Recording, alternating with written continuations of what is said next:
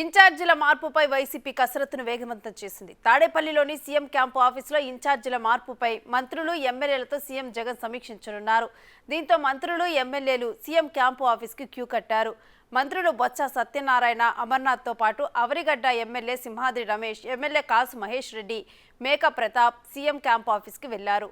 ఇన్ఛార్జీల మార్పులు, చేర్పులపై చర్చలు జరపనున్నారు.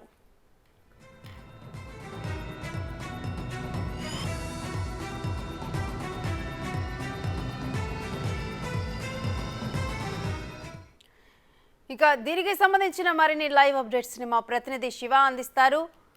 శివ, ఇటు ఇన్ఛార్జీల మార్పుపై అయితే వైసీపీ కసరత్తు చేస్తున్నట్లుగా తెలుస్తుంది. డీటెయిల్స్ ఏ విధంగా ఉన్నాయి?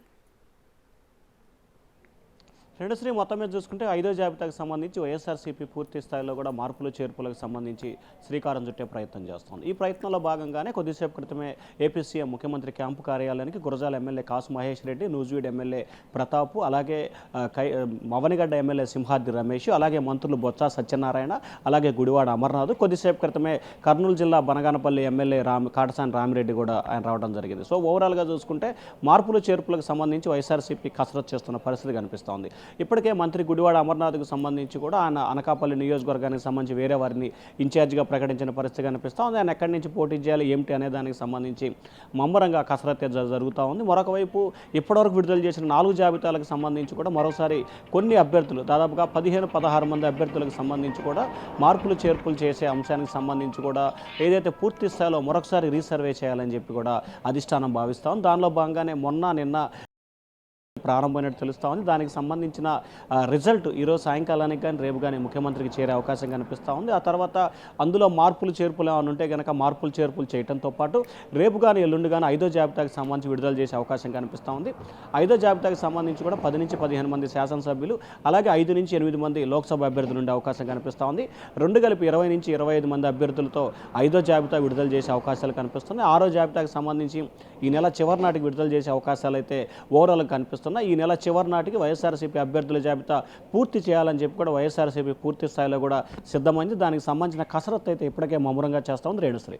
అయితే దీనికి సంబంధించి ఈ కసరత్తులో పాల్గొనేందుకు కొందరు మంత్రులు అయితే ఇటు సీఎం క్యాంప్ ఆఫీస్కి చేరుకున్నట్టు తెలుస్తుంది. వారి గురించి డీటెయిల్స్ ఏంటి? అంటే ప్రధానంగా ప్రస్తుతానికి సంబంధించి బొత్స సత్యనారాయణ ఈయన ప్రధానంగా అభ్యర్థుల మార్పు చేర్పులకు సంబంధించి జాబితాని ప్రకటించడంలో చాలా కీలకమైన పాత్ర పోషిస్తూ ఉన్నారు. అభ్యర్థులకు సంబంధించి తుది జాబితా చేయడంలో కానీ లేకపోతే ఆ జాబితాని విడుదల చేసిన అంశానికి సంబంధించి బొత్స సత్యనారాయణ కీలకంగా మారిపోయిన పరిస్థితి కనిపిస్తోంది.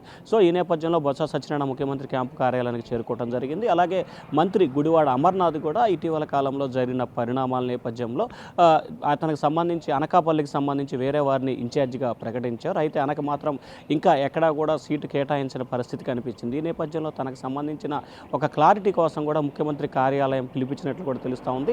ఆయనకు సంబంధించి ఆయన ఎక్కడి నుంచి పోటీ చేయాలని చెప్పి కూడా కొంత చర్చ జరుగుతుంది. అయితే గుడివాడ అమర్నాథ్ని పెందుర్తి నుంచి పోటీ చేయించే ఆలోచనని వైఎస్ఆర్సీపీ అధిష్టానం అయితే పరిశీలన చేస్తూ ఉంది. బొత్స సత్యనారాయణకు సంబంధించి ఇప్పటికే ఆయనకి, ఆయన సతీమణికి, ఆయన కుటుంబ సభ్యులకు సంబంధించి ఇటు లోక్సభ అటు అసెంబ్లీకి సంబంధించి దాదాపుగా 4-5 స్థానాలని బొత్స సత్యనారాయణ ఫ్యామిలీకి కేటాయించిన పరిస్థితి కనిపించింది. ఇక మరొక వైపు గుడివాడ అమర్నాథ్ సంబంధించి కూడా ఆయన పెందుర్తిని నుంచి పోటీ చేయాలని చెప్పి ఆలోచన చేస్తున్నారు. దానికి సంబంధించి కూడా 5వ జాబితాలో స్పష్టత వచ్చే అవకాశాలు కనిపిస్తూ ఉన్నాయి. అయితే ఈ 5వ లిస్టు ప్రకటన తర్వాత ఇటు వైసీపీలో అసంతృప్తులు మరింత పెరిగే ఛాన్స్ ఉందా శివ?